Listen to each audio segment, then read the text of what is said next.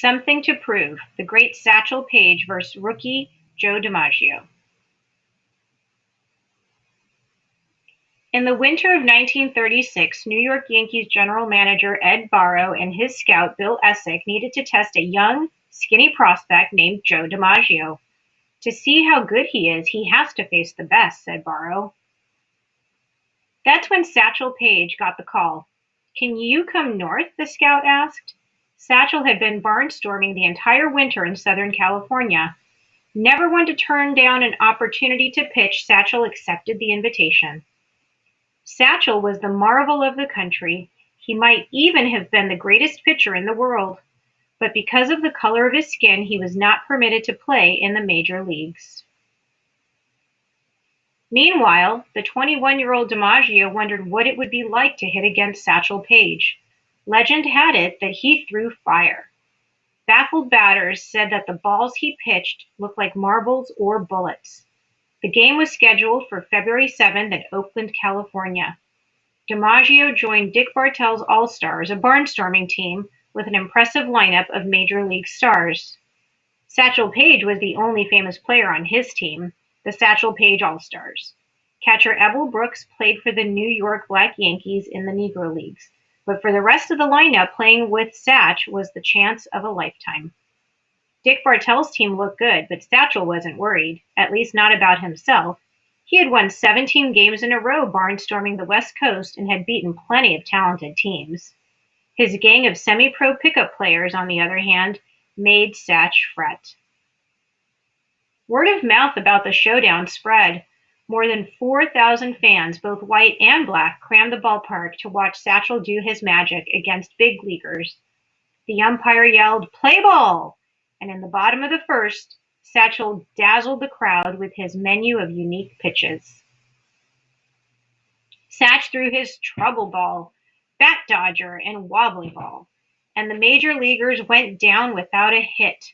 But things changed in the second inning when Bud Haffey and Cookie Lafaghetto both whacked doubles. The major leaguers had a run on the scoreboard. Then, in the third inning, with a runner on first and one-run lead, it was finally Joe's turn at bat. Joe gripped his bat and stared at the lanky right-hander who was more than 60 feet away from him. "Watch the ball," Joe said to himself. Satchel rocked back, then forward, and then circled his throwing arm in reverse like a windmill. He reached back, kicked his leg left high in the air, and delivered his pitch. It blazed through the air and came in close to DiMaggio. And hit him. Knowing Satch's masterful control, Joe was sure he had been hit on purpose. It was the pitcher's way of saying, "Don't get too cocky in the batter's box, rookie." Joe shook it off and hustled to first base. As he took his lead, he noticed how Satchel commanded the mound. He had no doubt that Satch was the best anywhere. He was even more determined to get a hit off the star hurler. Satch's All-Stars started the fourth inning with a walk. That runner darted to third on a single by Ebel Brooks. Next up was Ol' Satch. He glanced at his ragtag team. He knew it was up to him to do something. He clutched his bat and strode slowly to the batter's box. One of Satch's personal rules was to avoid running unless absolutely necessary. The first pitch looked like a watermelon to Satch, and he drilled it for a single. The runners scored to tie the game at 1 run each. For the next couple of innings, the big leaguers struggled with Satchel's strange windmill windup. They were flummoxed by his assortment of baffling pitches. Butterflies danced in Joe's stomach as he stepped into the batter's box for the second time. He blocked out the noise of the crowd. He tried to focus on the pearly white bullet that seemed to leave ashes in the catcher's mitt. Satchel decided to throw the nervous rookie his whipsy-dipsy-do. He started the windmill delivery, kicked his leg high, and hurled the ball. Joe watched the pitch dip and dance, and he swung and missed. He took a deep breath, readied his bat, and steadied his leg for the next serving. "Time to cut loose my 4-day creeper," thought Satch.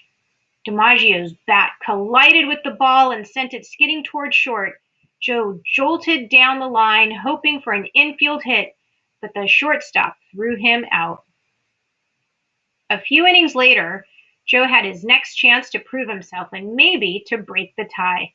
Keep your eyes off his windup and foot in the air. Just watch the ball, Joe told himself. Satchel threw Joe pitches that bent so much that they looked like a wiggle in a cyclone. Joe managed to get his bat on one of them. He sent a grounder to the second baseman for an easy out. Satch also did everything he could to get his team on the scoreboard. He dove into first trying to beat out a hit. He slid hard into a second trying to break up a double play. After the game, Satch said, "And when I wasn't batting or running, I was down at first trying to coach those plumbers playing with me." But the Satchel Paige All-Stars still couldn't score a run. The game went on. Joe stepped up to the plate for what could be his last at-bat. "You can hit 'em, you know you can," he reminded himself. He stood tall in the batter's box. On the hill, Satchel focused his eyes on the catcher's glove. "Let's see this youngster handle my midnight rider." The pitch cut through the air. Joe launched his graceful swing. Thwack!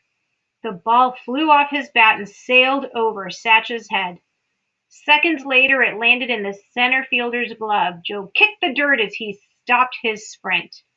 In the top of the ninth, the game was still tied. Satchel's first two hitters couldn't get on base. Then, with 2 outs, Ebel Brooks smashed a pitch deep into the outfield for a triple. Now Satchel was up. Some in the crowd cheered. Others taunted him. Each fan knew that if Satch managed to get a run, the game would be all but over. The noise from the fans was more than heard. It was felt by the players, and it went straight to their nerves. But old Satch didn't fidget. He knew he had to hit the ball. And when the pitch came in, he smacked it toward Bartell at short. He fumbled it, then fired to first. Satchel beat the throw, and Brooks scored. Or so Satch thought. "You're out!" yelled the first base umpire. Satchel's eyes bulged. He knew that meant the run didn't count and the inning was over. Satchel ran to the umpire and argued, but umpires never changed their mind. Years later, Satch said this ump made him so mad that his stomach got upset and he had to belch to ease his miseries. No matter, Satch had a job to do. In the bottom of the ninth, he made sure the major leaguers didn't score again.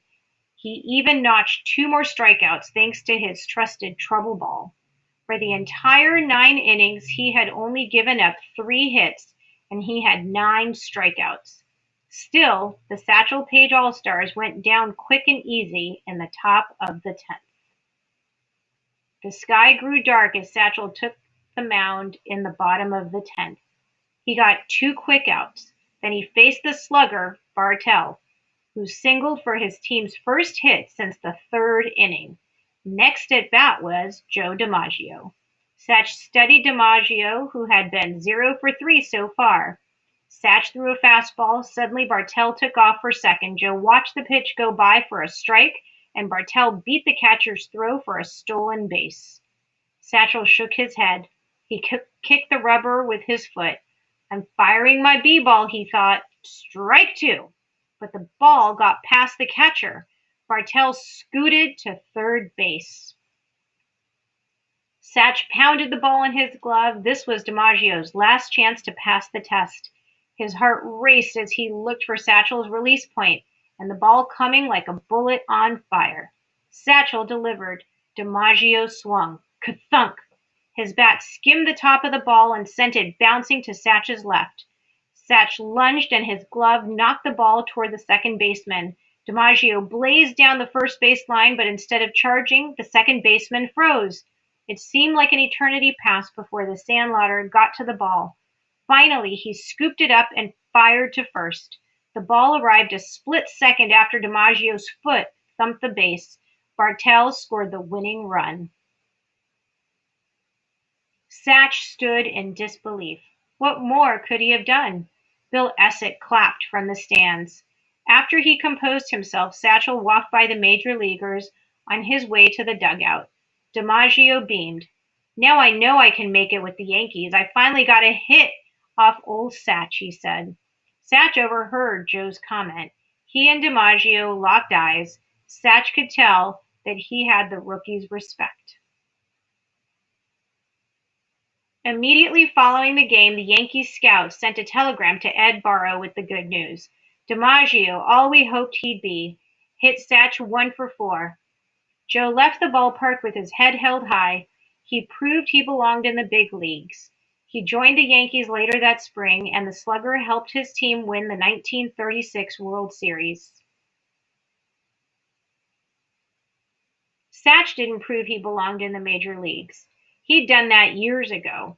Still, after hearing about Satch's performance, Phillies manager Connie Mack stated he'd pay $100,000 to sign Satchel if only he were white.